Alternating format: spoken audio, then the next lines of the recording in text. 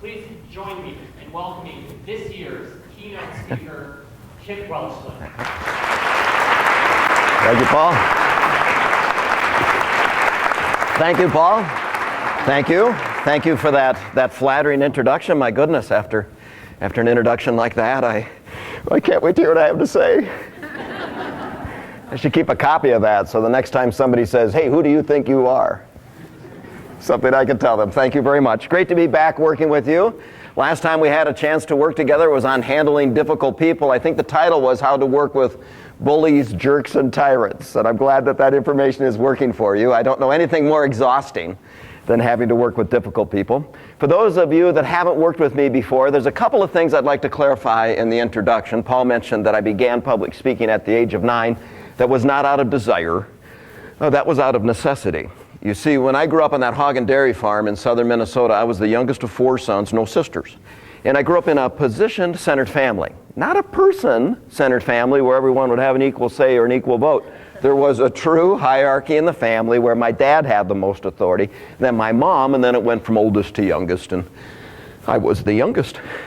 So what would happen around the dining room table is my dad would say something, then my mom would say something, then Cabot, Kelly, Corey, and then they changed the subject.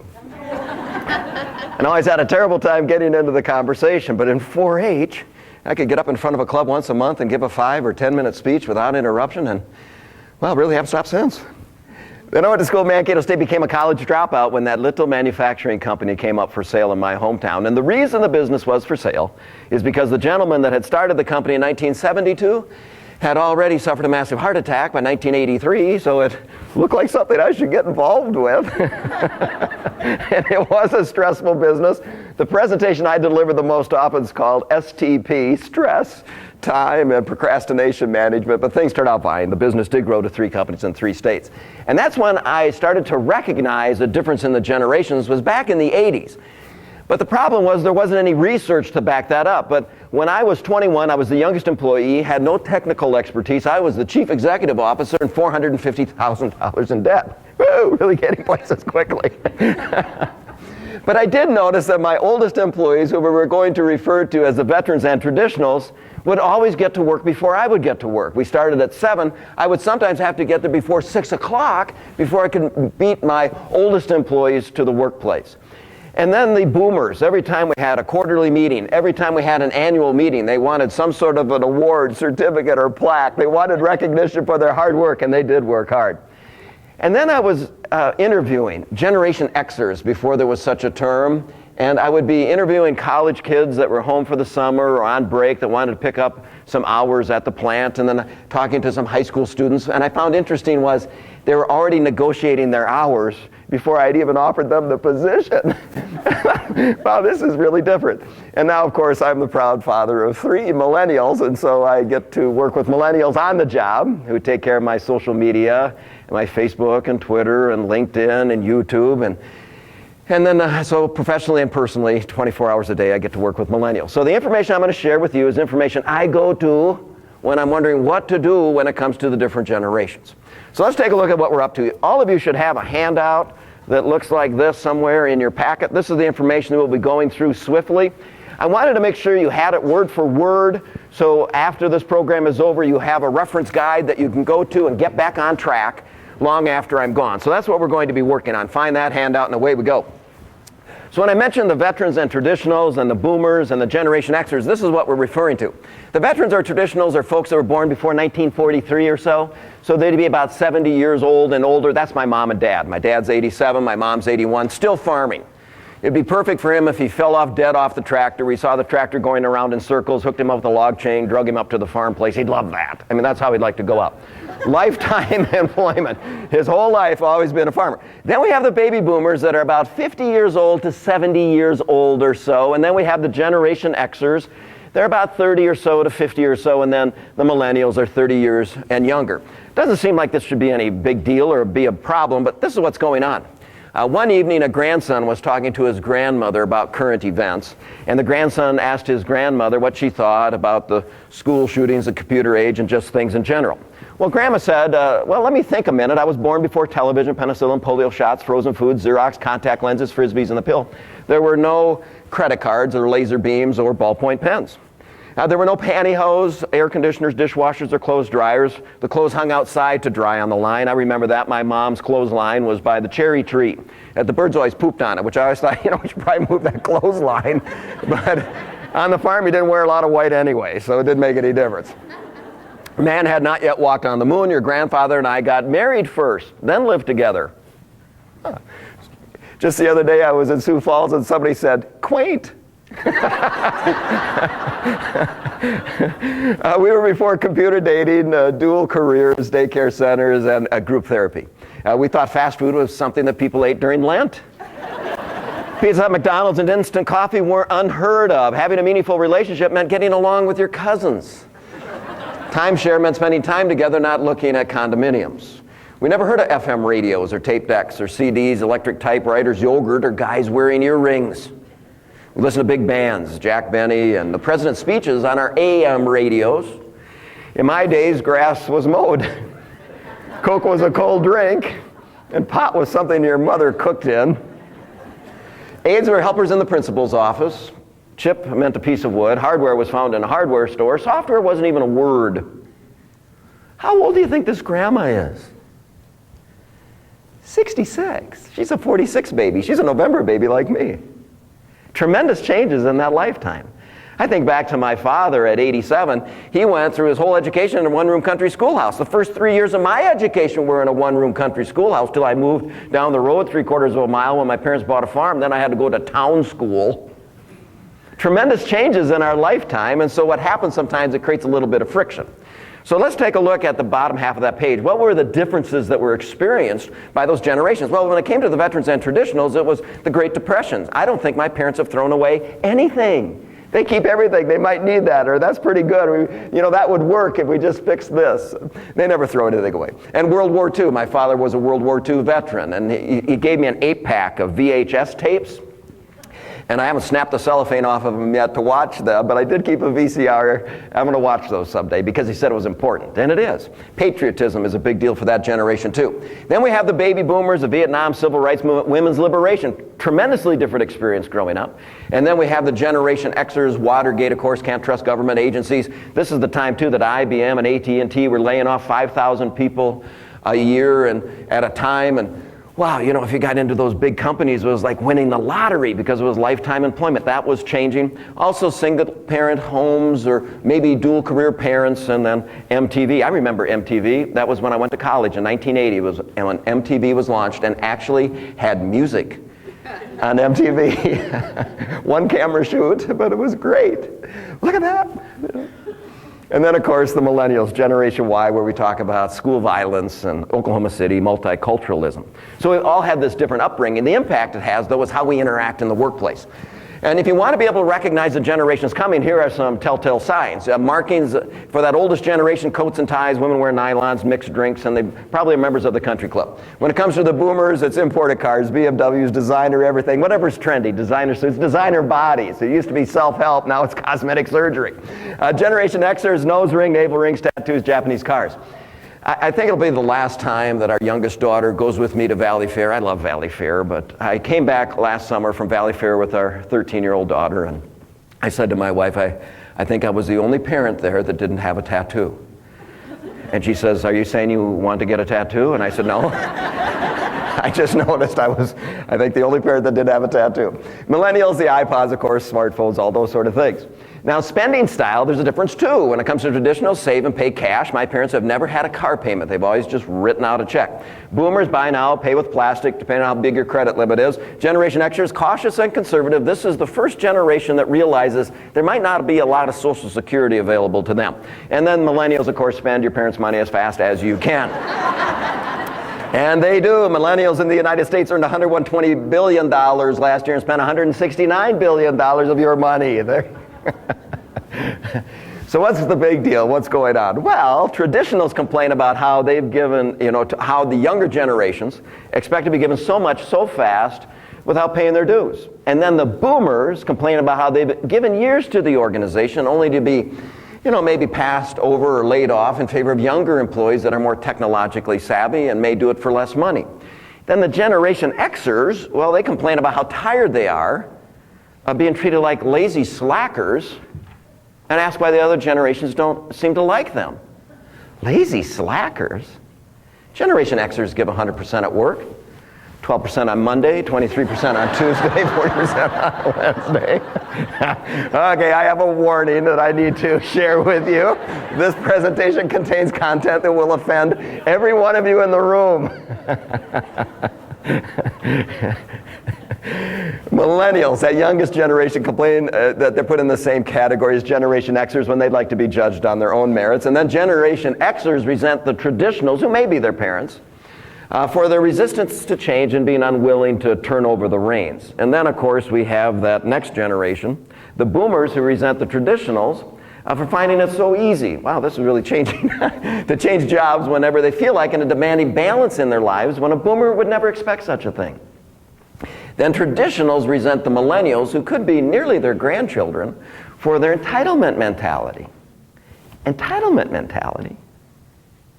Millennials have an entitlement mentality? When traditionals had to work for everything they've gotten. Millennials resent the boomers, who could be their parents, for leaving the planet a mess when they were the ones that claimed they were going to clean it up. And that's how it goes. This culture clashes among the generations. Growing up in a different generation, different standards, different values, different expectations converge in the workplace, and then you throw in a big old dose of technology, and the problem gets even worse. So let's take a look at your handout. You have that attitude towards authority. That's different for each generation too. When it comes to that generation, you know, it was chain of command, top down, the oldest generation, and then of course the baby boomers, change of command. All the women liberation movement, the civil rights movement, all those sort of things. And then Generation Xers, self-command, self-reliant, independent. And millennials don't command, collaborate, they'd like to talk about it. Traditionals like to build a legacy, a lifetime where people remember their name, they were there their entire career. Boomers want to be the star, they want to be recognized for their contributions. Generation Xers, portable career, knowing that, you know, big companies or government agencies could cut you loose at any time, better be prepared to pack your bags and go. So be ready at that portable career. And then millennials, of course, it's not a portable career, it's a parallel career. They might want to do this for half a day, they might want to go to the bike-a-thon, jump-a-thon, anything in town, the afternoon, they want to be on the committee, they want to be part of the association, they want a wide variety of activities through the work week. Traditional satisfaction on the job well done. My dad used to say, if they're not saying anything, you're doing a good job. And then when it comes to the boomers, the money, the title, the recognition, the corner office was where everyone wanted to go. I remember when I was in college, many of the books were entitled, See You at the Top, straight to the top, trying to climb that organizational ladder. Generation Xers, freedom is the ultimate reward, and of course the boomers, or the youngest generation, the millennials, work has to have meaning for me. Then when it comes to balance, well, the traditionals often shifting the balance, and they're not really retiring to something. My father never developed a hobby outside of work, so I asked him, Dad, you know, this is the greatest value that farmland has ever had. How come you're not just pushing in the chips and saying, well, I won, you know? And he says, well, then what would I do? I said, anything you want. And he said, I am doing what I want. Really? He already ordered his seed, he's ready to go.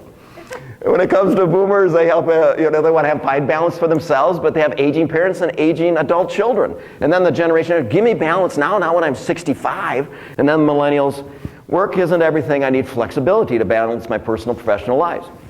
When it comes to traditionals, it comes to that, changing jobs carries a stigma. Back in 80 to 83, I was taking an interview class. It said in the textbooks, you better not change jobs more often than 7 to 10 years, otherwise you're going to look like a job hopper.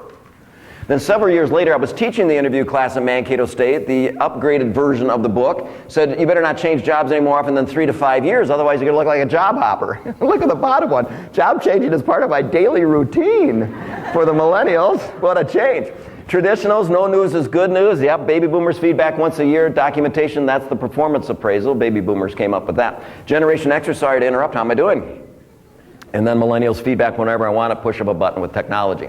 Traditionals, I learned it the hard way. They'd like you to also, when it comes to boomers, train them too much and they'll leave. Train them too on the road, they'll start a consultancy or they'll start a competing organization. So that was the self-help group, become highly skilled, but there's always the risk they'll leave. Generation Xers, as long as I'm learning, I'll stay. And the millennials, continuous learning is a way of life. Retirement, the oldest generation was the reward, the pension, the gold watch. The boomers to retool and go ahead and start a foundation or a nonprofit or start another company when they leave. And when it comes to the Generation Xers, renew, constantly developing new skills and technology and different broad base of skill areas. And then Millennials, recycle, all the green stuff, everything, resurfacing, repurposing things. I was just at somebody's house and I looked at their cocktail table and I said, isn't this a bowling alley lane? Yes, it is. Wow. Isn't it great? Yes, it is. I bet it's really heavy. It is. Yeah. I still teach a night class for Anoka Ramsey Community College, and I start the first night, I'm handing out handouts. I have a lot of paper handouts, and I see the youngest students just looking at all the handouts, and they'll say, wow, you have a lot of handouts. I said, yes.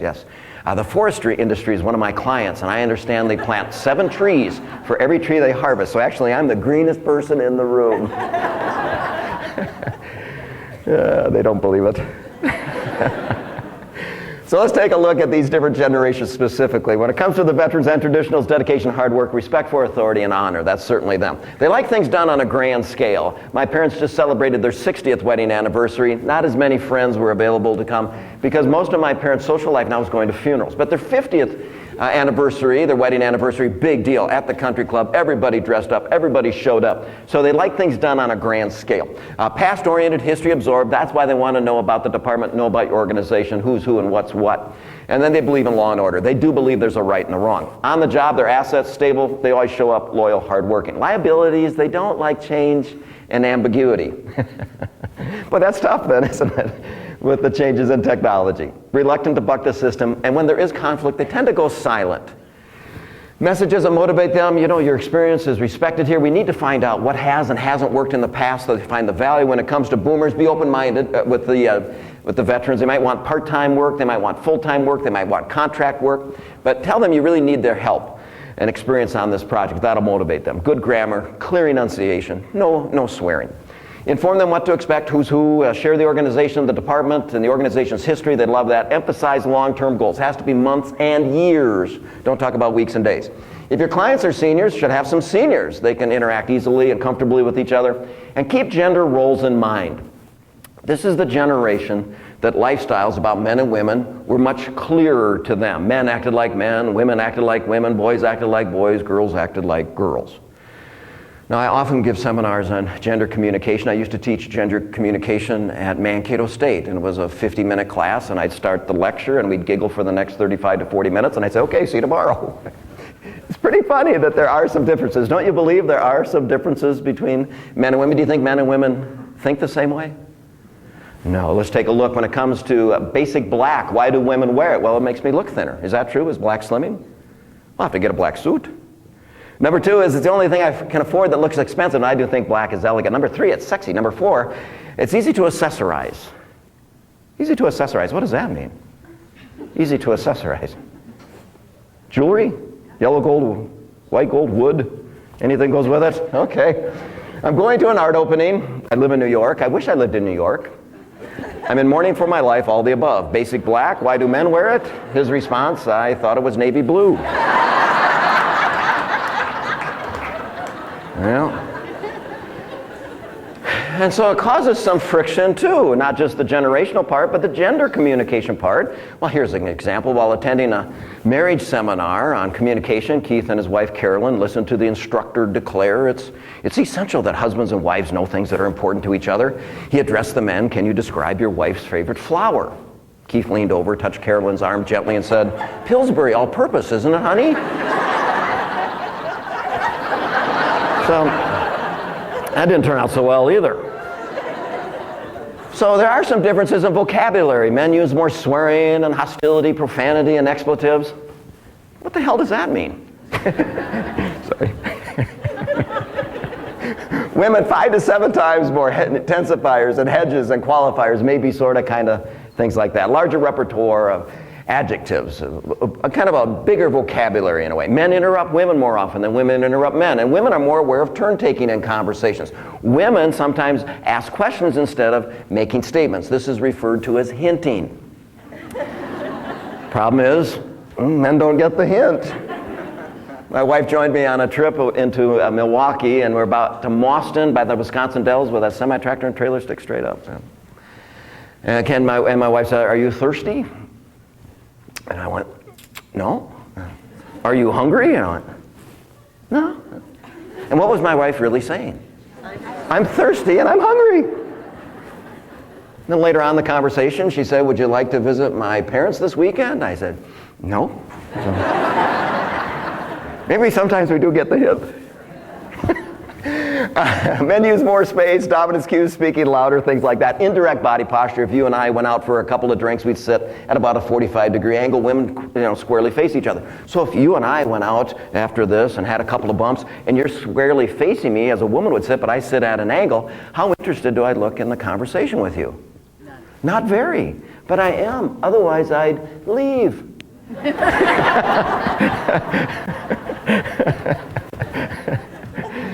So this generation, the oldest generation, is kind of concerned about gender roles, and so we need to respect that too. Developing that oldest generation, when training, you want to avoid the chance of them losing face. You want to make sure you have a trainer that speaks the veteran's language. Large printed materials, much larger than the print that I gave you in your handout. Even for boomers too, that'd be great. Personal touch, handwritten note, they love that, so make sure you do that. Mentoring them, you find a coach that's respected, turn them loose, and acknowledge their background and experience as often as you can. Baby boomers in the room, how many of you are baby boomers? Go ahead and shoot up your hands, be proud, baby boomers, there they are. Thank you for coming today. Your optimistic team orientation, personal gratification and personal growth describes your core values. You survived the 50s and 60s. Let's take a look. We had no child-proof lids on medicine bottles, doors, or cabinets. Do you remember that? Huh? I think my mom used to buy, I think it was called Mercurochrome, by the 5-gallon pail. You'd come in scuffed up, you're like, like that. She'd grab a paintbrush and go, and you're like, yeah. I still have stains on my skin from Mercurochrome. I guess it was iodine? Is that what it was? Wow, I don't know. I quite understand that. We rode bikes without wearing helmets. We'd get a new load of gravel in the yard. We'd get on our bikes and jump off of it. Take a handlebar to the gut. Oh, that would hurt, but we'd love that. We'd ride in the car without seatbelts. You'd ride in the back of the pickup. My grandpa's farm was 22 miles down the road. We'd be in the back of that pickup racing down the gravel road in the back like dogs. God, we just loved that. Man, we drank water from a garden hose and not from a bottle. I think that's why I don't drink water now. I'm so sick of drinking water out of a hose. I'm thirsty. There's a hose. Oh, right here by the feeding floor where the pig manure is? Great. I love it. We fell out of trees. You got cut. You broke teeth. You broke bones. Nobody ever got sued. They just say, dumb kid. That's all they say. Dumb kid. Personality of the baby boomers. They pursued their personal gratification uncompromisingly, searched their souls repeatedly, obsessively, and recreationally. Hey, boomers, what does that mean? Boomers have always been cool. Boomers still think they're cool. You're darn right. Thumbs up. Oh, they're great. Yeah, it's been fun being a baby boomer until now.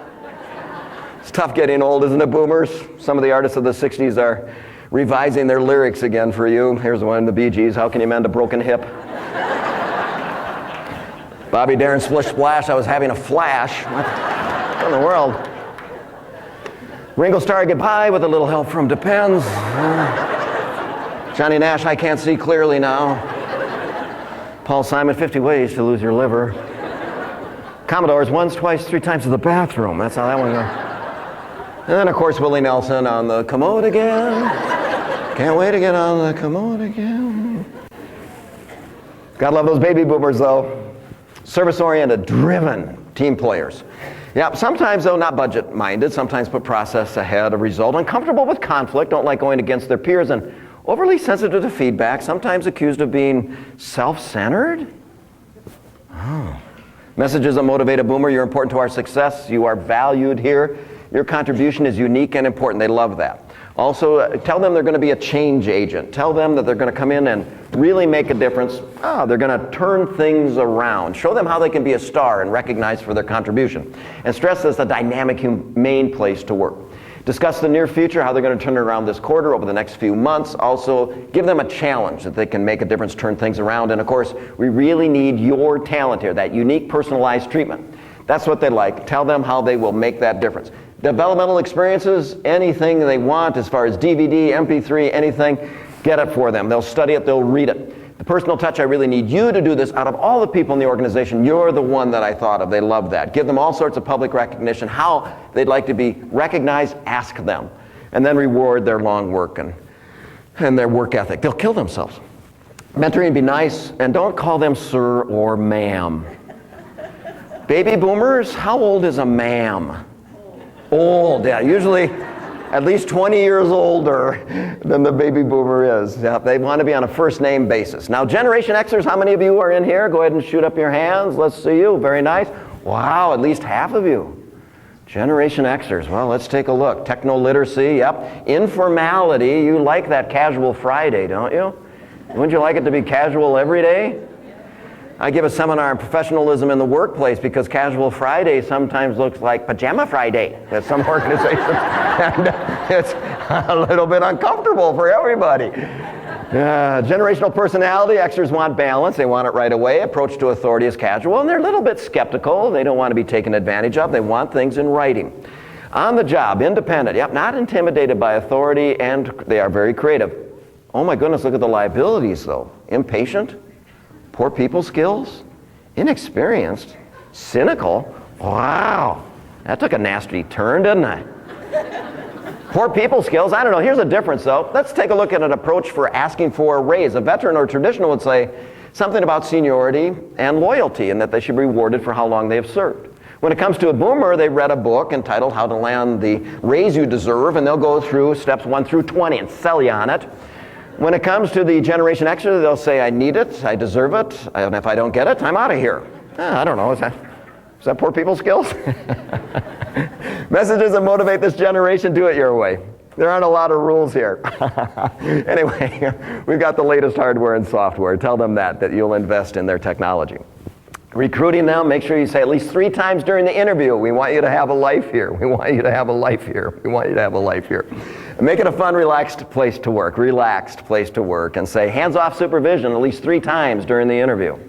Relaxed place to work. And it is stressful communicating across the generations, and you have to be flexible. You might be talking to someone that's traditional, turn right around, and now you're talking to a millennial, now you're talking to someone your own age, now you're talking to a boomer. So there is quite a bit of stress in the workplace just because of how you have to modify your communication to be effective. So I wanted to give you some stress management ideas to keep in mind. What is stress? Well, it's kind of that wear and tear caused by life. You get alarmed when things don't go your way, you respond. It's either the fight or flight mechanism, and of course you will be tired. You'll be exhausted no matter how well or how poorly your day went. That's kind of a quick trip through the stress response. Well, you sometimes will end up becoming burned out if you're not careful, and we should be able to see that coming too. First stage of burnout, physical fatigue. You're very tired. You have a favorite TV program you like to watch at 7 o'clock at night. You turn on the TV. Next thing you realize it's 1:30 in the morning. There's an infomercial on selling exercise equipment, and you wipe the drool off your chin. You find the remote control. You shut off the TV. You're tired. Psychological fatigue. Mindlessness and thoughtlessness. You're on your way home from work and you think, that's right, I need to pick up a gallon of milk. Next thing you realize, you're pulling up to your garage and you look down, doggone it, I didn't buy any milk. So you go down to the grocery store, then the next thing you find yourself doing is walking up and down the aisles of the grocery store trying to figure out, why am I in a grocery store? So you grab some paper towels, they never go bad. Grab some toilet paper, can always use that. Get in the checkout line, you look in somebody else's cart, they have milk, so you go back to the far corner of the store. Next thing you realize, you pull up to the parking lot at work again, and then turn around and go home. Last stage of burnout is spiritual fatigue, a sense of helplessness, hopelessness, thoughts of escape, don't want to go to work anymore, don't feel competent anymore, not winking at yourself in the mirror anymore, you're sick of it. I think the best way to tell you is spiritual fatigue. I think it's CBS that has a TV show, that the whole TV show is a bunch of stories about people that have run away to another part of the country for 5 or 10 years, and as you're sitting there watching that TV show, you're wondering if you could do that, if you could just run away for 5 or 10 years. Just take cash. Credit cards and checks are too easy to trace. Just take all the cash you can find. So here's some strategies. Get organized. I know you're organized people, but what did our parents used to say? A place for everything and everything in its place. Right here, I have it. Be well fed, well rested, well exercised. Well fed, you're going to have to work in some of those, what do they call them? It's an F word. What is it? Fruits and vegetables, you got to work that into your diet. Well rested, 7 hours and 15 minutes, and then of course some sort of an exercise program. It's interesting how people always ask when you're going to lunch, but nobody ever asks when you're going to go exercise. Big difference.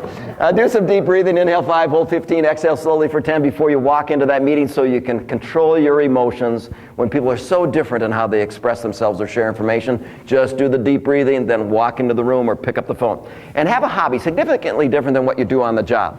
So if things aren't going well at work, you can fall back on a different self-concept and still like yourself personally, even if things are a little bit choppy professionally.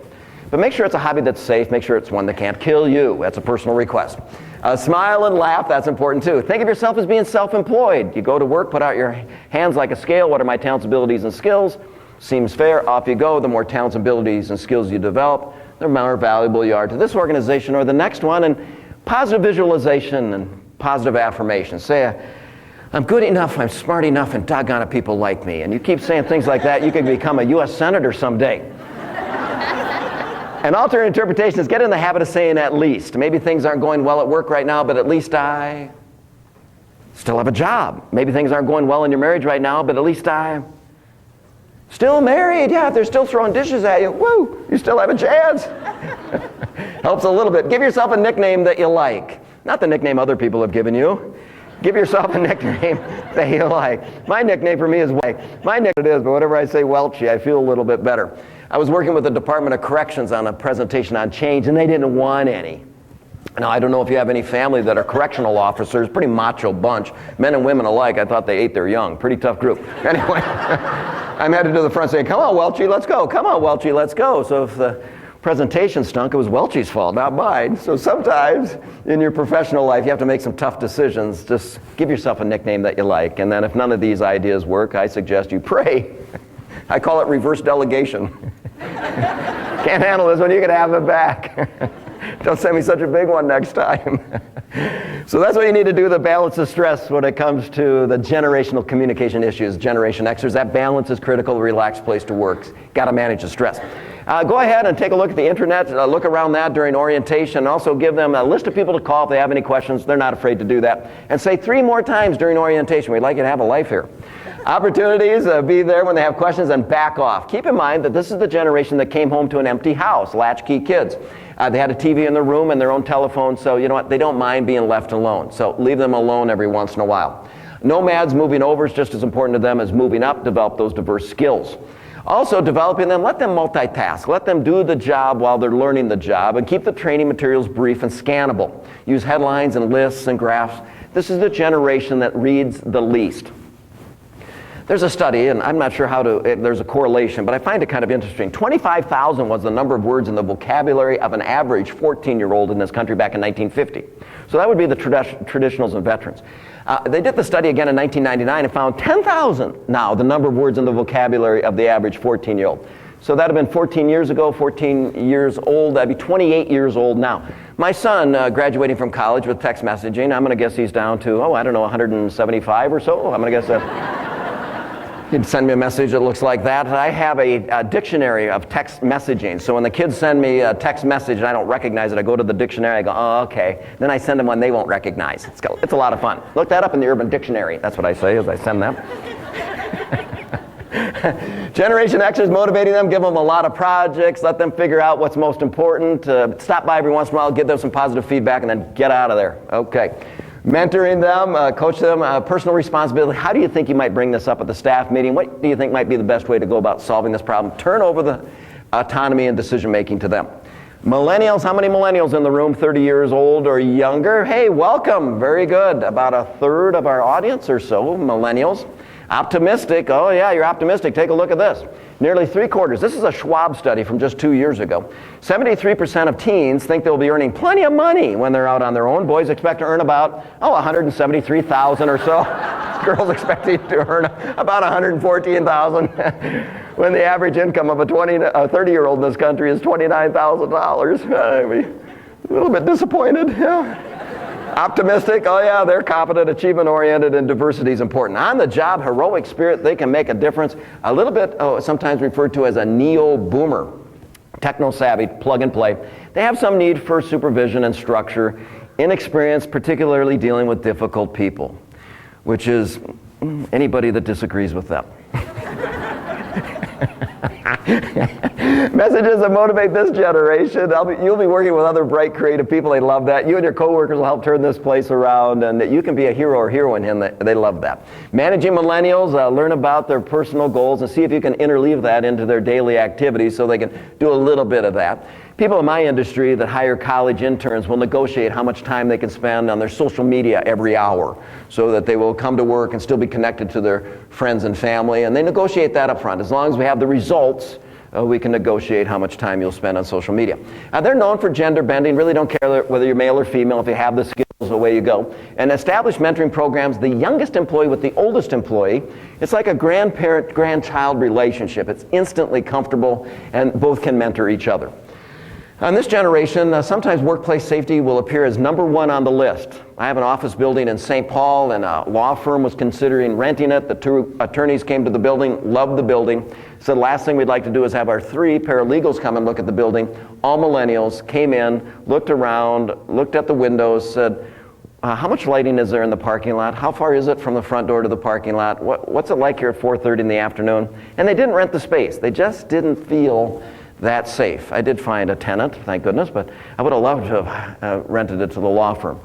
So the Generation Millennial, when it comes to this group, they've been given a gift from the other 3 generations. The traditionals, you can believe in organizations and be loyal to them.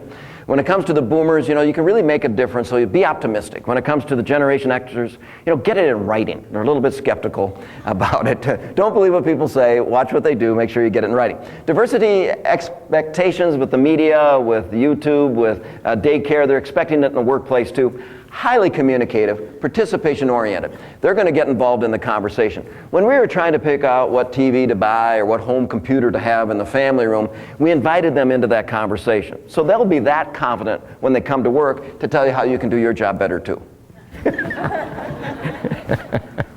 Social experience, it's technology, customized everything, so be prepared for that. They need structure. They've dealt with tragedy from a distance or maybe up close, and they expect diversity.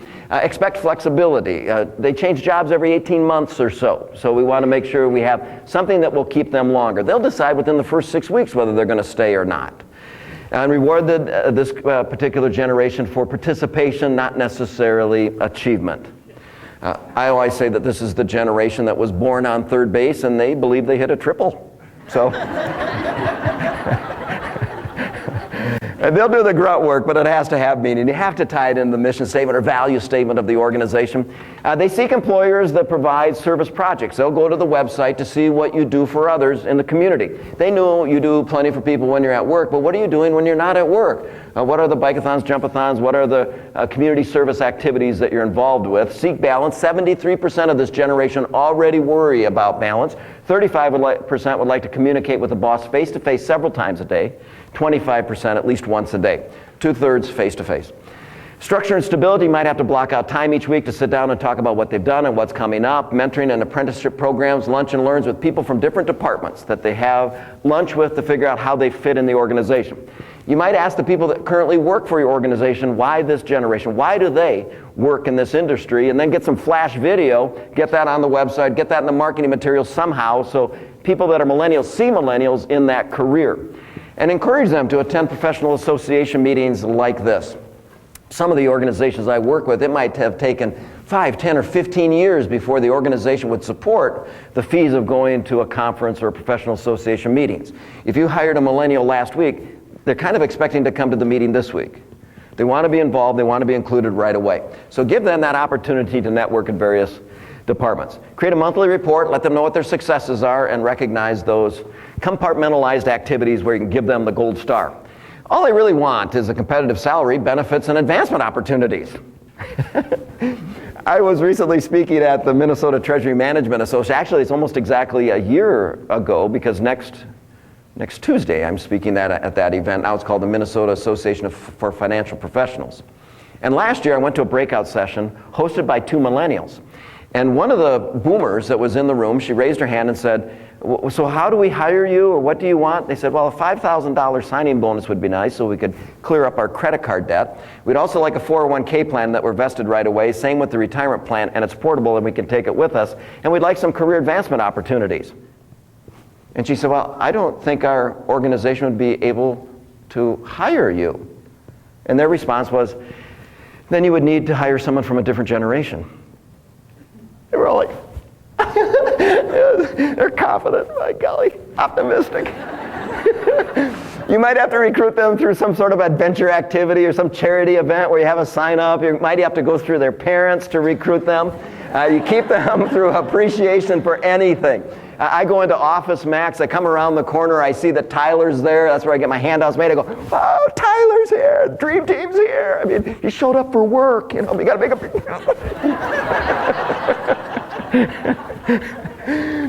Monster Track did a study, and this is what they found. 79% of college students, 8 out of 10 college students said that the quality of the employer's website was important in whether or not to even apply for the job.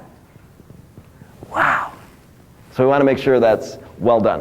Why they leave? Well, better pay, perks, advancement opportunities. Dream boss, somebody that's pleasant. Well, who wouldn't want that?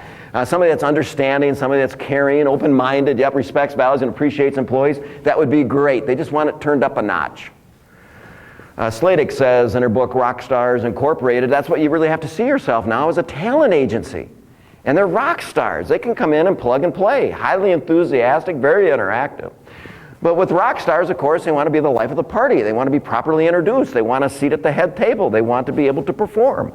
So we need to give them that opportunity if we want to keep them. So this is where we're at. Our youth now love luxury. They have bad manners, contempt for authority. They show disrespect for their elders and love chatter in place of exercise. They no longer rise when elders enter the room. They contradict their parents. They chatter before company. They gobble up their food, and they tyrannize their teachers. Well, Socrates, he said that about 2,500 years ago. There's always been friction between the generations. The difference is now there's 4 generations in the workplace rather than just a couple. You go back 100 years ago, average life expectancy in this country was only 45. There were some people who lived in their 60s, 70s, and 80s, but very few. You go back 200 years ago in this country, average life expectancy was only about 38. What we find today is we have 4 generations showing up in the workplace, different backgrounds, different experience, different expectation and communication styles. Often when I deliver this seminar, I ask some of my clients, especially if it's a breakout session, can I use my overhead projector and transparencies when I start? And they go, what? Can I start out with my overhead projector and transparencies? Why? Because you got to see the youngest 2 generations just squirm in their seats. They're going, oh my God. He's trapped in the 80s. And it's a lot of fun. I start with the overhead transparencies. The older generations are going, that must be pretty important. He made a transparency with that. Boomers are thinking back to the film strips and the audio cassette tape, and you got to advance to the next slide. And the overhead projector, that's a good tool. Huh? And the Generation Xers and Millennials, of course, are just rolling their eyes and want to throw up. And we talk about something called the self-reference criteria. And this is what I want you to think about long after I'm gone. The self-reference criteria is as soon as you think, even if you don't say it, I would never do it that way. You're right, you wouldn't. But that generation would. And if we just think, I would never do it that way, and catch ourselves and be just a little bit more open-minded, that it's a different process. But the result might actually be the same. Now, if you have any questions anytime on anything in that handout, I don't care if it's 2 days, 2 months, 2 years from now, you go ahead and call me. That would be kind of fun, and we could talk.